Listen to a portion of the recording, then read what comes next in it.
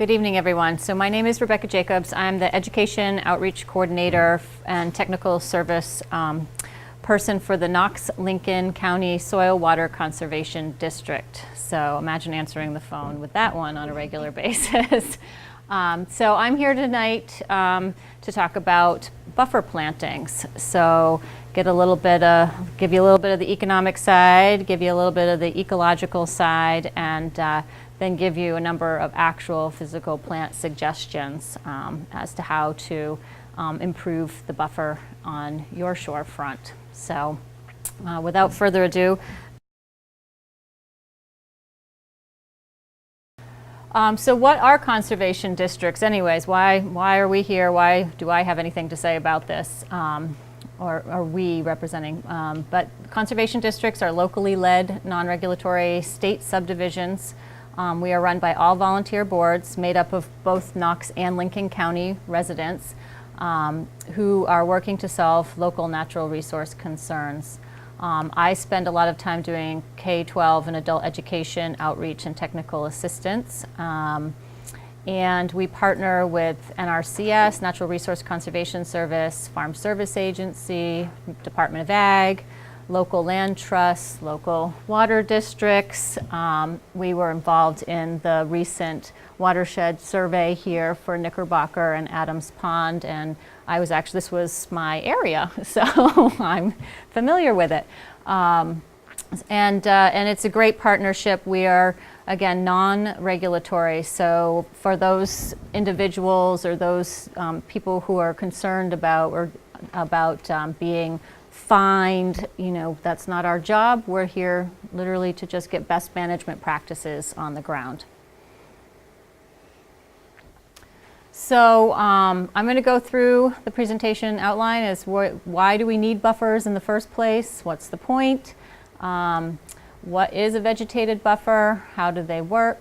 Talk a little bit about buffer design, head into factors to consider when choosing plants, why we are going to avoid a few specific plants known as non-native invasive species, and then picking the right plant for the right place because as a professional landscape designer, I know that most people want low to no maintenance. And while I will assure you there's no such thing as no maintenance, that you can get low maintenance with the right plant in the right place. And then I'll give you some samples on specific buffer plants.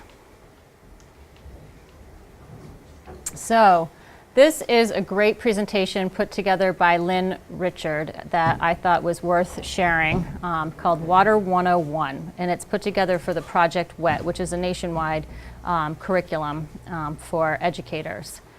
So Maine is a water-rich state. We have 32,000 miles of rivers and streams. We have over 5,300 miles of coastline, approximately 6,000 lakes and reservoirs, and we receive 42 inches of precipitation per year. It's very easy to forget that the rest of the country has a lot of water problems when you are in such a water-rich state. So keep that in mind.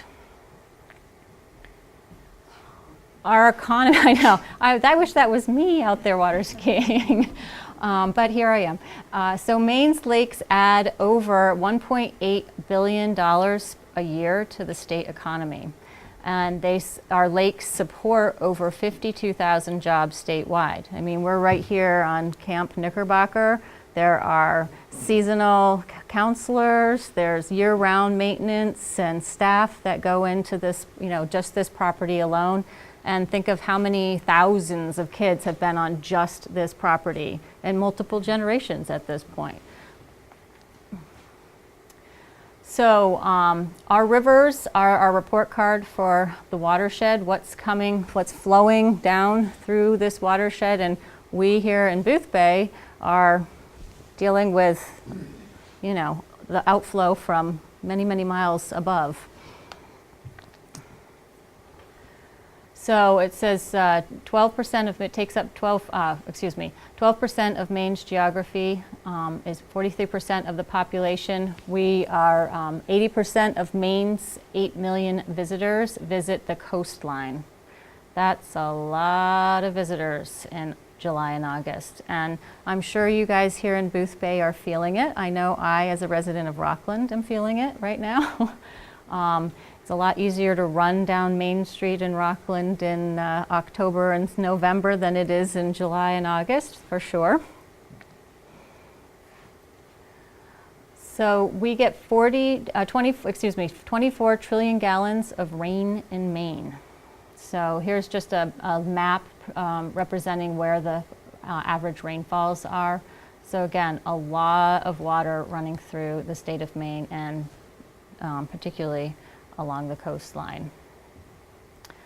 So statistically, we get most of the rain, it falls on forested upland. So it's hard to think, but think about Maine. When you think about Maine, what is it mostly? Forested upland. So it's got a long ways to go before it gets to those streams, rivers, then lakes, and eventually out along the coastline. So again, it makes a long way downstream.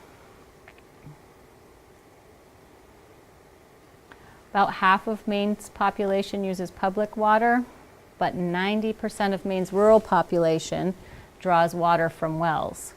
So that's a lot of infiltration of that rainfall. We've got 115 million gallons. That's a lot of water. So here's an example. Sebago Lake has 30,000 acres. It has frontage in 7 towns. And there are 2 protection zones with, and again, it's the most critical. So Booth Bay region is very similar in that, you know, those multiple water bodies and coming down to the shore, very critical areas. These guys share a lake, so this, there's sometimes you get these incompatible uses. So what one town wants to do or what one side of a watershed wants to do may not suit on the other side. So thankfully you guys have a very active lake association, very active water district, and they are constantly working together to ensure that you share a common vision, and that water quality again will equal also economic value to, you know, the land. So what's the problem? Well, we get all kinds of things that are happening. Mercury deposition, we have droughty periods, floods, dams, we lose habitat, public access is a problem in some locations. We get an influx of invasive species. Thankfully, you don't have that in your water bodies yet. Rights, ownership, and wasteful use of this resource. So most water quality problems are due to people pollution. So that's the bad news, right? But the good news, is that we can solve it because we are people, right? If we're causing the problem, we can solve the problem. So here is an example of eroded soil, including sand, silt, and clay, causing harm to the waterway. There are many organisms that live here, and we've seen a lot of communities with brown waterways, and they can cause damage to the gills and fish and making breathing difficult, and it also makes it hard for fish like trout to see and feed. So excess soil can fill up those spaces where fish deposit their eggs. Oh, click. We have a lot of talk about this in the city of Rockland right now, if you're reading the broader newspapers, but about fecal contamination and dogs being a possible problem, and on one of our park coastlines. That's a lot of soap. Think about sometimes how we use our water. We could just drive through it. It's low tide. It's a shallow spot, right? That might be a tad extreme, but you do get the point. So in Project WET, the solution is education, but here tonight I'm trying to essentially do the same thing, is to help educate the current generation so that the next generation here has equally clean, if not better, water body to inherit. So it says, last night I dreamed the earth came to life and actually spoke. Did it use a lot of four-letter words? Yeah. Mostly stop.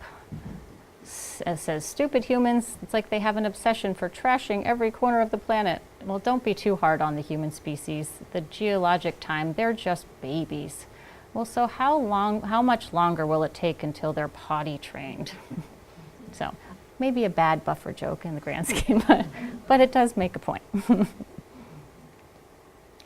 So again, Lynn Richard has a great sense of humor and good wit, and she's done an amazing job with this program, has turned it over after a number of years of working on it to a colleague of mine who worked for the Portland Water District, so she's taken on that.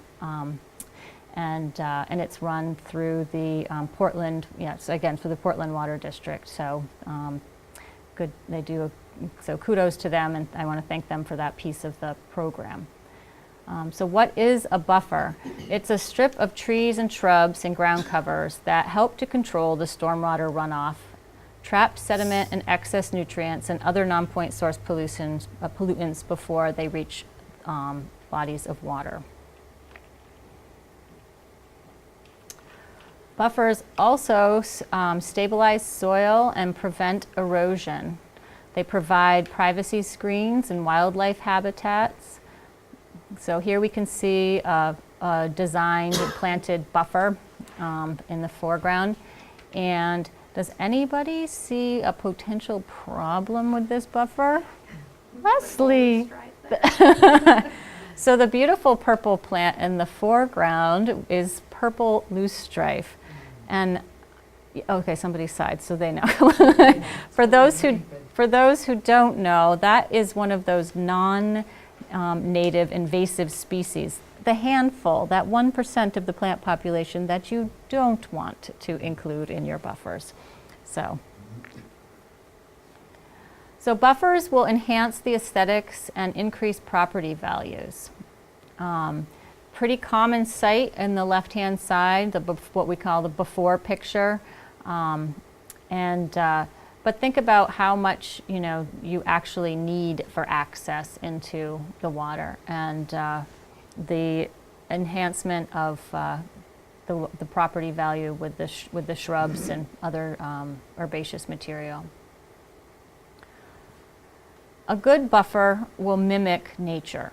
It will have a canopy layer made up of trees, an understory layer made up of shrubs and herbaceous material, and it will also have duff or some sort of mulch to cover the ground. You actually want to cover the soil.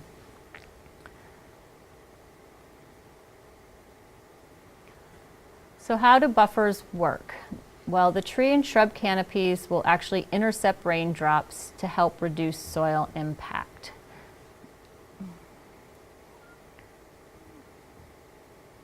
The leaf surfaces collect rain and allow for evaporation. The herbaceous plants and vines, ground covers, and other flowering perennials, even the purple loosestrife to some extent, unfortunately, will slow down the underground flow. Here, I'll probably mention it again, but think of plants. I like to think of plants, particularly when talking about stormwater runoff, buffer plantings, and trapping potential sediments, etc., as a roots to shoots ratio. If you have a 2-foot tall plant, you have approximately 2 feet of roots beneath the soil. If you have, 40-foot wide tree or a canopy on a tree, you've got roots that are going 40 feet across, and then maybe not quite 40 feet down, but they're penetrating 2, if not 3 layers of subsoil, So again, that holds a lot of soil in place, but it also has the ability to infiltrate and absorb a great deal of water and sediments.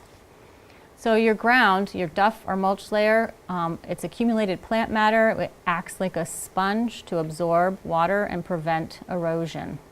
It provides habitat for soil organisms and amphibians as well, all of which are, codependent on this plant life.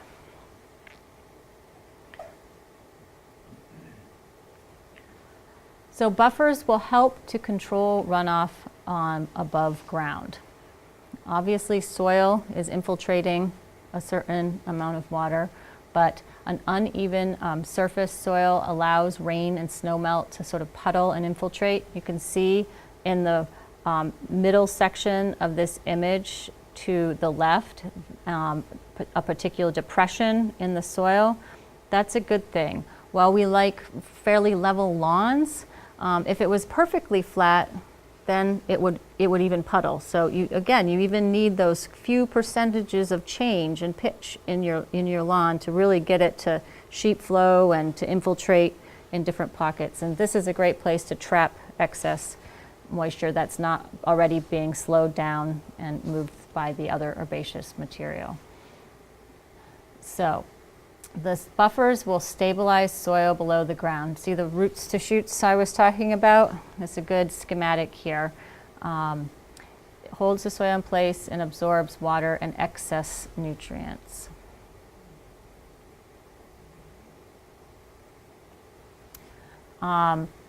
There is biological activity going on in that soil, and water uptake and infiltration. You've got soil stability, and nutrient conversion happening.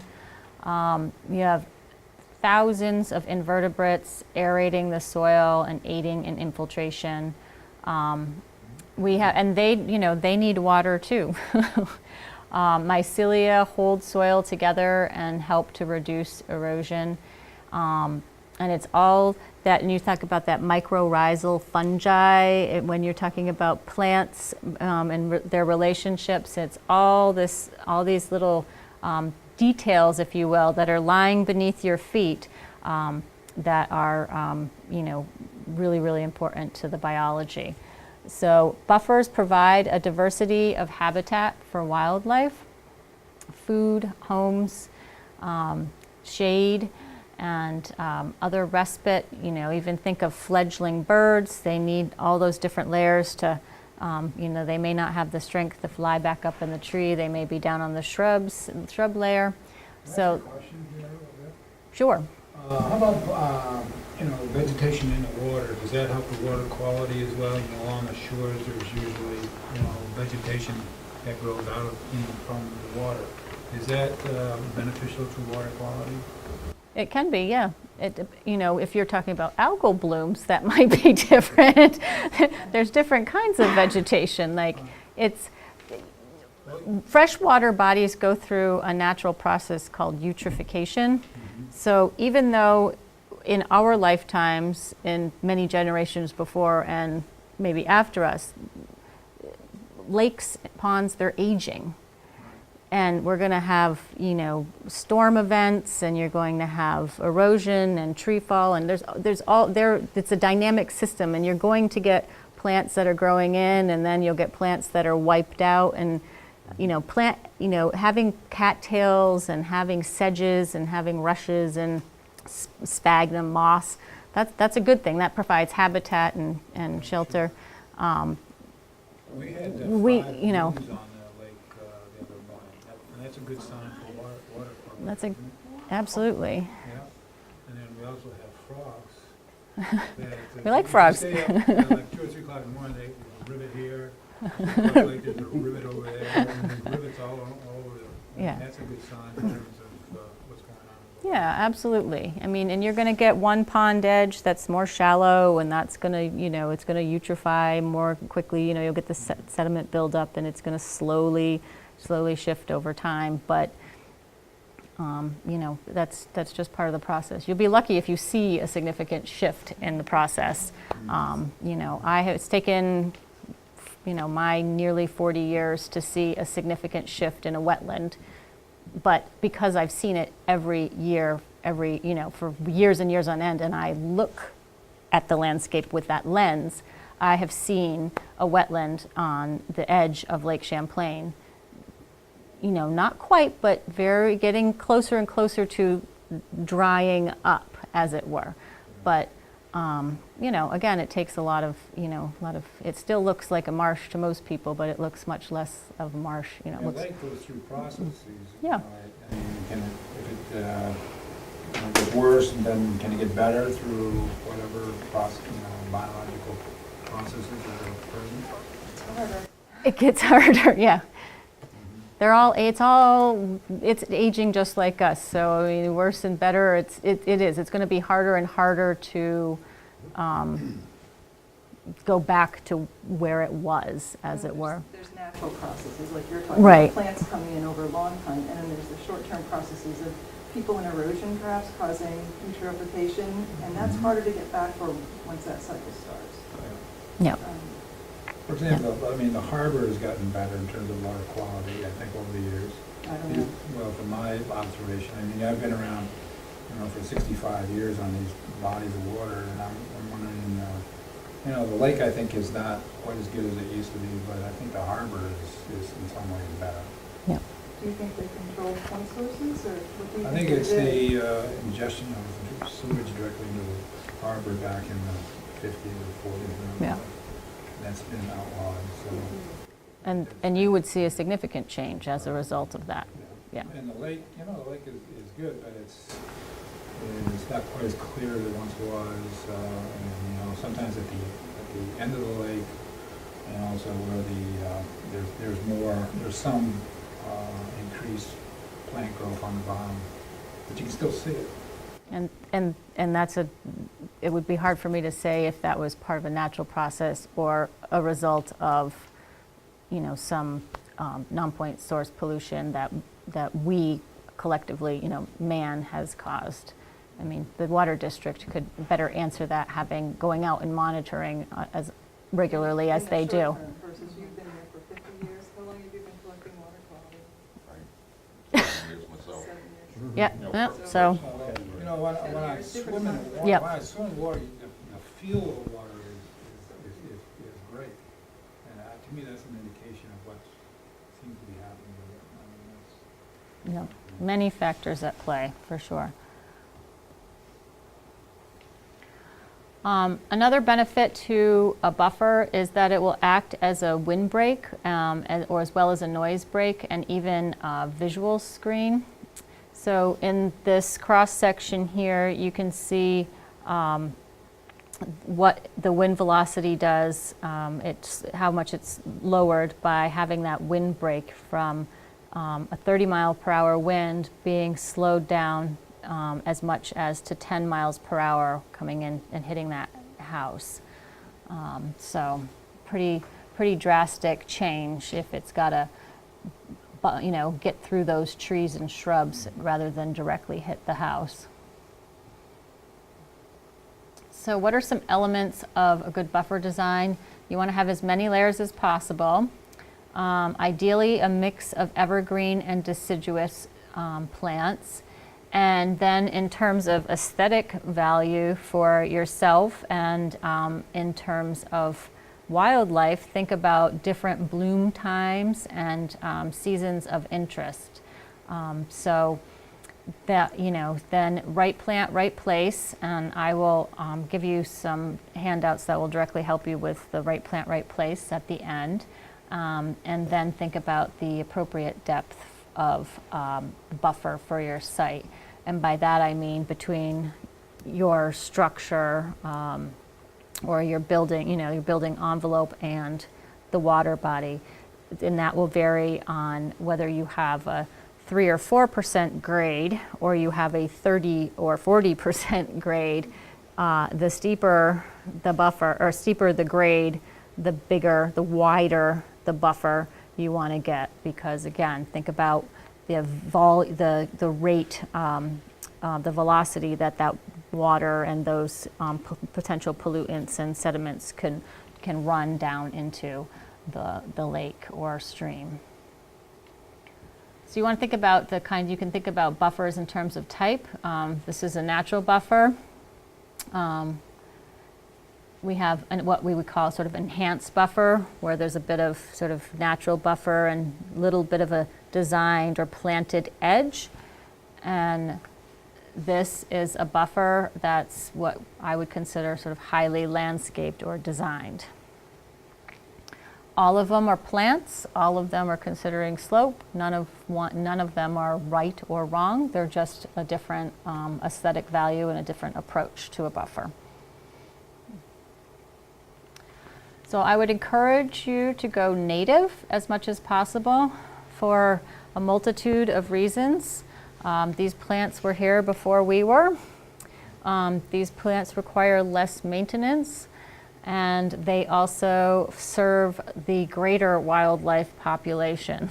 So you kind of get the biggest bang for your buck when you are planting with native plants. And here's just a smattering of plants to choose from. You've got buttonbush with the sort of fuzzy white blooms in the lower left corner, and you've got the native iris in the upper left corner, and you've got columbine and a looks like a dogwood, possibly viburnum. In the bottom is a baneberry, which is, so you've got some sunny and you've got some shady plants, some that like rockier conditions. The buttonbush can live right in the water naturally, so all kinds of options. Plants that I would discourage you heavily from using, and some of them are still in the nursery trade, are black locust, the Norway maple, of which there are many cultivated varieties still sold, and you will find Norway maples are probably almost exclusively planted on and around your town common. The way you tell a Norway maple from a sugar maple is you can snap the petiole off, snap the leaf off, and the petiole will weep a white sap, and a sugar maple will weep a clear sap. Because when they're in sort of middle age, it's very hard to distinguish a Norway maple from a sugar maple. There are differences when they bloom, and there are differences in terms of fall color, but this time of year, it's pretty hard to tell. Others to avoid, I won't read the whole list, but I want to highlight burning bush. Yes, it's that shrub that you find all over the place. What I would say about that is we are a true Zone 5 now. I think probably, back when you were a child on the lake, you might have been closer to a Zone 4 or barely Zone 5 here.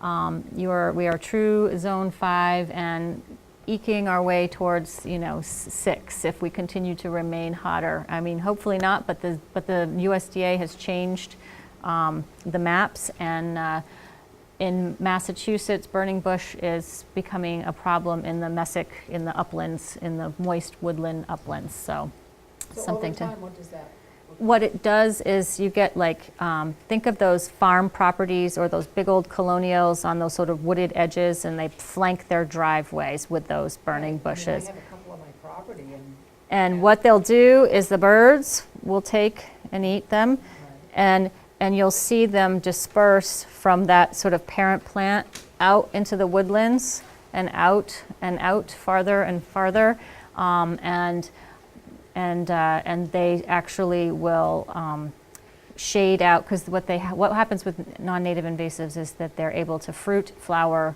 They don't have any competition, and they fruit and flower faster, And so they shade out the seedlings in the duff layer, and they are able to create monocultures instead of keeping so it creates one plant, single shrub layer instead of a diversity of plants. So if you have them, should you pull them up and get rid of them? I usually encourage it if I can, but I'm not gonna run around and Nobody's ever, My experience, my neighbor had a couple, and when we first moved here 20 years ago, I thought they were really pretty, and then I found a couple, and I found more and more on well, my they're property. everywhere around They're here. just everywhere, so I've started just at least chopping them down so so they don't bear fruit. That's all I've been doing, because I can't keep up with removing them, because they're really big. But I've been doing that, because they really spread when they get home. Yeah. So Japanese barberry is another one. Does the same thing that burning bush does. Oriental bittersweet, I think, if we could find a great alternative for the wreaths in the fall, that would be great.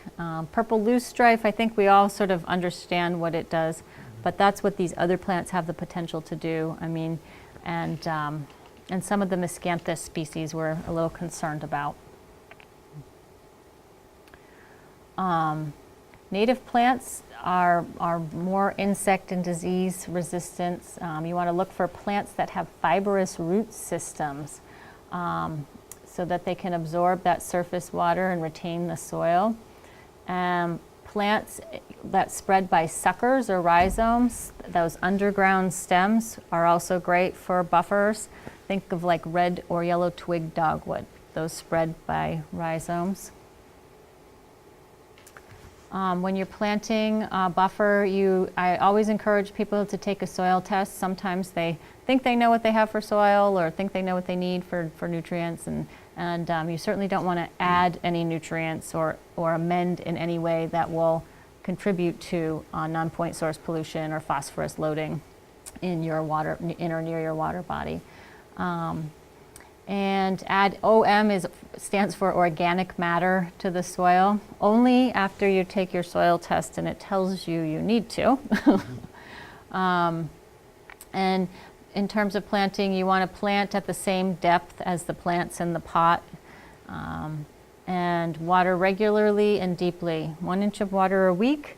It's better to water once a week really thoroughly than several times a week very shallow, because it will just encourage deeper root systems if you water once a week rather than shallow root systems if you water a tiny bit each time. And then cover this after you've done your planting. Mulch, there's a variety of mulches to use.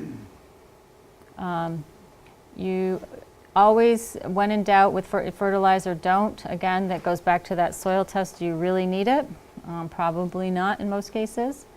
And when you're establishing a brand new buffer planting, you want to make sure that it's consistently watered for a couple of years or in real strong droughts to get it properly established. And then prune out dead, diseased, and what was the other one? Dead, diseased, and dying. Dead, disease, and dying. There we go, that works. It's already dead, it's dying and diseased. So, in terms of plants for a dry site, if you've got a dry site that you're looking to add and improve your buffer with, these are some good suggestions. Big tooth aspen is a really nice deciduous. They look so nice when they're moving in the wind. We've probably, not too many people are super excited about planting spruce. We tend to have plenty of those here along the coastline. But silky dogwood is a great shrub. Sweet fern is really nice shrub, easy once it gets established. Low bush blueberry, bearberry are great shrubs for a dry site. And false sunflower and baptisia are also good choices for herbaceous plants. If you're looking to plant on a moist site, here are a few suggestions. And I have all of these in handouts for you, so just if you don't want to take rapid notes. Tamarack is one of my favorite coniferous trees because it's like the only one that around here that actually loses its needles. And pagoda dogwood, my all-time favorite dogwood. Beautiful plant, maple leaf viburnum, and we've got all kinds of beautiful herbaceous plants for moist sites, but to name a few, the black-eyed Susan, baneberry, which you saw in the picture, and the Canadian anemone, which is nice blooms. If you're looking to improve a truly wet site, look to the ash, the green ash, the willows. Again, the tamarack does a great job. Now you've got chokeberries, buttonbush, red twig dogwood, the sweet gale, or good choices. The winterberry looks pretty inconspicuous in the summer, but if you're here for the off season, you get those gorgeous red berries in the fall and winter. Totally worth the wait for an otherwise just kind of plain green shrub. Helenium and marsh marigold, those are good early spring and late summer blooms. Knoxville can still do the plant sales where you can buy the... Right, absolutely. So here's my, ta-da, there's some resources, and oh, I didn't update for 2015, excuse me. So it's the first weekend in May in 2015. We, Knox and Lincoln has for 30 years or so been doing a bare root native plant and fruit stock sale where you can do pre-order and cash and carry. We have a lot of demonstrations and a lot of other, we have soil test kits available in case you wanted to improve your buffer and test your soil before. The demonstrations are always on the Saturday, but we sell Saturday and Sunday for, many of the plants that you saw for all of the sites, all of the soil conditions and the light conditions are available through our plant sale. The blueberries are really cheap to buy, and oh my God, we're harvesting like you wouldn't believe right now. We've got them all through Knox Lincoln. Thank you. So, and coming up on the 9th, not the 10th, is our conservation bus tour. So this very Saturday is our bus tour. And for more information about buffer plants, buffer ideas, or any other soil, water, technical services concerns that you might have, well, in terms of water that you might think that the water district can't already answer for you, by all means feel free to call Hildy, my colleague, or myself at 596-2040. And while we are located physically in Knox County, we do serve Lincoln County happily. So we had to land somewhere. I do, absolutely. Absolutely. So I have handouts in the back, like I said, about the different light and soil conditions for buffer plants to choose from, some tips on planting a buffer, permitting if it's necessary, erosion control and other mixes, and magnetic business cards. So you couldn't have lost our number, it's right on your refrigerator. So thank you very much. I appreciate your time, and if you have any questions, feel free to ask me now or later. Thank you. Thank you.